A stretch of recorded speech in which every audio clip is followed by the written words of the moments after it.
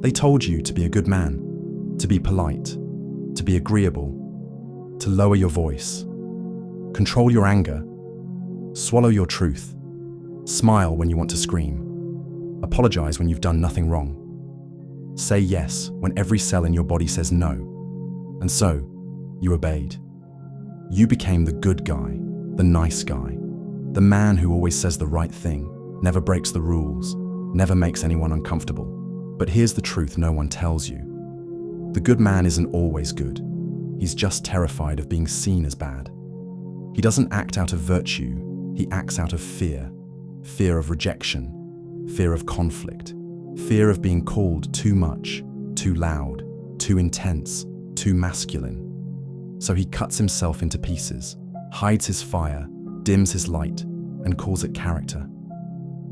But beneath that pleasant mask, something darker stirs. Because when a man silences his shadow long enough, when he represses his primal nature, his hunger, his anger, his instincts, he doesn't become holy, he becomes hollow. Carl Jung called it the persona, the mask we wear for the world. It smiles, it obeys, it performs, but behind it, locked in the basement of the psyche, waits the shadow. All the parts of us we've denied just to be accepted. And that shadow doesn't die. It festers. It leaks out in passive aggression, resentment, addiction, anxiety, depression. Because no man can betray himself forever and stay sane. So let me ask you, who are you when no one's watching? When you're not trying to please? When you stop performing the role of the nice guy? Are you still good? Or are you something truer, wilder, more whole? Because maybe, just maybe, the world doesn't need more obedient men. It needs more honest ones. He wasn't born obedient. He was born wild, with dirt under his fingernails, fire in his eyes, and a roar in his chest that didn't yet know how to speak. He didn't know shame. He didn't know fear. He knew movement, curiosity, emotion. He ran fast. He climbed high. He asked too many questions. He cried loudly. He laughed louder. And then came the words, "Be a good boy." But what that really meant was, be quiet, be still, be controllable. So when he got angry, he was told, "That's not nice." When he cried, they said, "Stop acting weak." When he stood his ground, he was punished. When he questioned the rules, he was humiliated. Assertiveness became defiance. Emotion became weakness. Power became a problem. He learned early that love is conditional, that approval comes when he betrays himself, that safety means shrinking. He wasn't taught how to express. He was taught how to suppress, not how to feel, but how to perform. And so the wild man inside him, the part that felt deeply, moved boldly, spoke truth without permission, was buried beneath politeness, performance, and pain. A boy punished for his emotions becomes a man who feels nothing at all. A boy punished for his power becomes a man who fears his own strength. And yet, he still longs for freedom.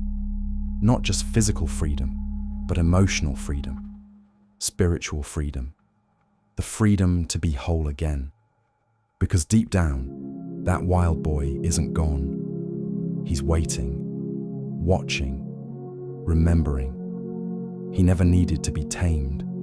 He needed to be guided, not controlled.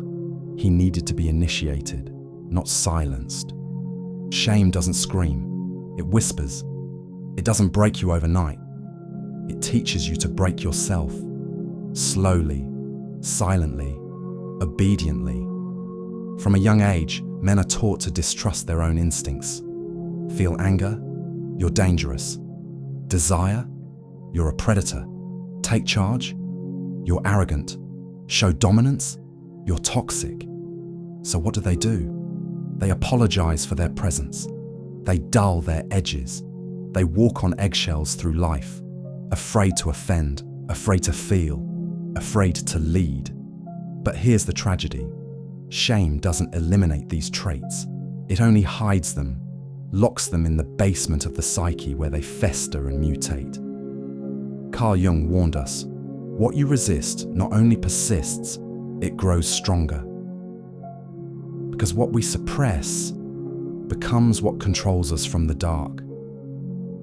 When a man is not taught how to own his fire, he will either burn others or burn himself from the inside out. And so we see the result. Men addicted to control because they've been stripped of power. Men emotionally numb because they were never allowed to feel. Men who either erupt in rage or disappear into passivity. Not because they're broken, but because they've been shamed out of being whole.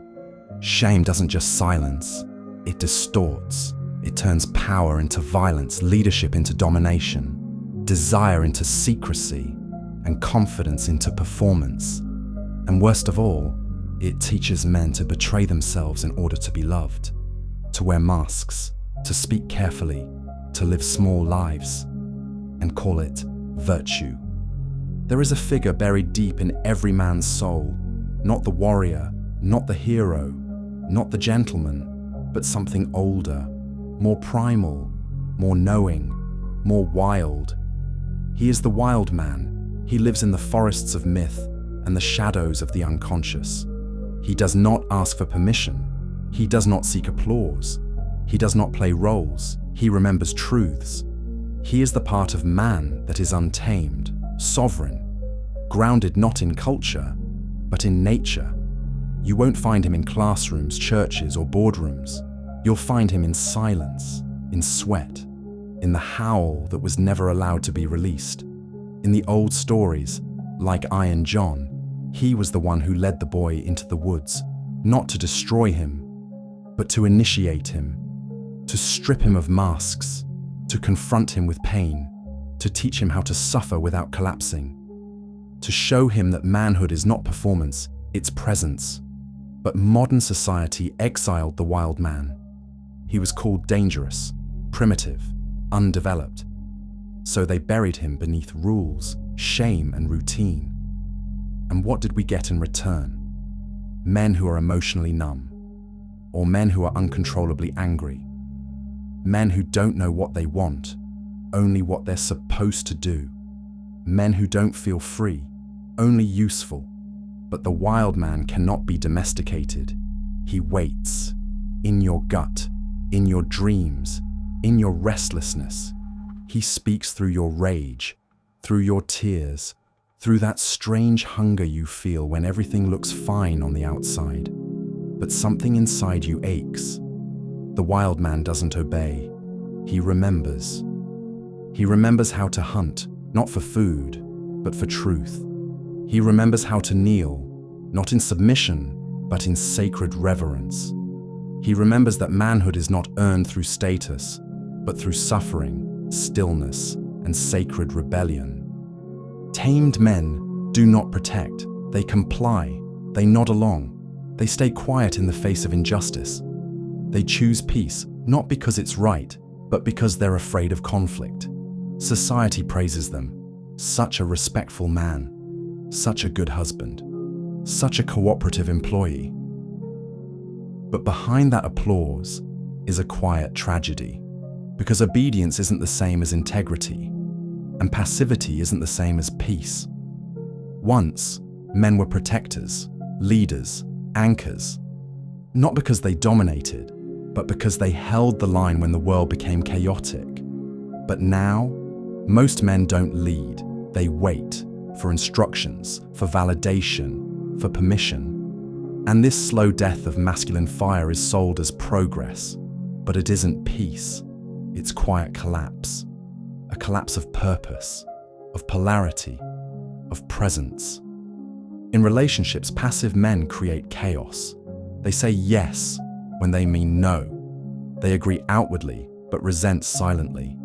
They become emotionally unavailable, then wonder why they feel unseen. In work, they avoid responsibility.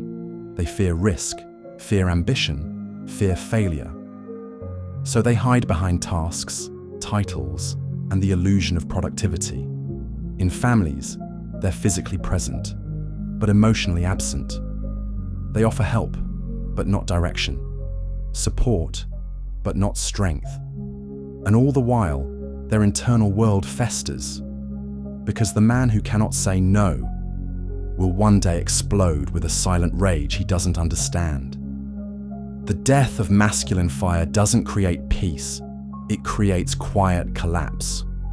When men are taught to fear their own power, they lose their capacity to serve the world through it. Because real masculine energy doesn't suppress, it stabilizes. It doesn't dominate, it directs. It doesn't destroy, it protects. And without it, the house may look fine, but the foundation is rotting. So the question is not, are you nice? The question is, are you real?